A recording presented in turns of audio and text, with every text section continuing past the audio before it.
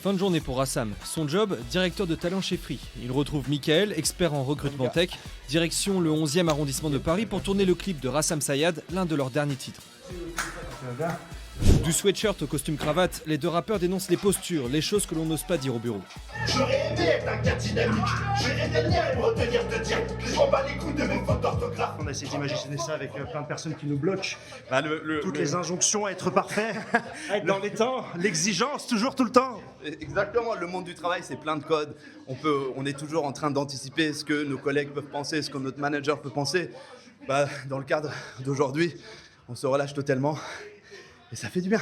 Un miroir critique du monde du travail qui plaît au monde du travail. Depuis la création de leur collectif RIDH en 2022, Rassam et Mickaël se sont produits dans des lieux mythiques. Le Grand Rex pour un format TEDx, le Théâtre de la Madeleine devant 700 RH et même Bercy.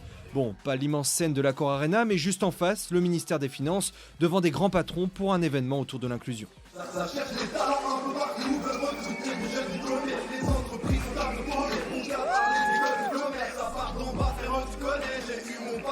C'est souvent des conférences toute la journée avec des gens qui parlent de sujets qui sont quand même assez durs et assez lourds. Et ils aiment bien faire des entractes avec nous qui abordons les mêmes sujets, mais peut-être avec d'autres termes, d'autres codes, et ça dynamise un peu les salles. Avec aussi des sujets plus sensibles, comme lors d'un plan social chez Content Square fin 2022. Mickaël, qui y travaille à l'époque, redoute le licenciement, alors il sort un son pour dénoncer la situation. Start-up t'as licencié, prépare ton CV, des vocalités, start-up t'as licencié. Dans l'équipe, on était 7 touchés, devait virer 3 personnes. Donc on a sorti ce son-là, donc c'était un peu délicat quand je suis arrivé au bureau le lundi matin et que le son a pop-up sur LinkedIn en mode « Attends, qu'est-ce qui se passe ? T'es en plein PSE et t'as fait un son sur ça ?» Mickaël n'a pas été viré, il s'est ensuite mis à son compte. Aujourd'hui, le groupe de rap connaît un certain succès. Leur premier album vient de sortir, mais pas question pour autant d'abandonner leur autre vie professionnelle. Mais on est dans le système, on travaille tous les jours aussi en entreprise.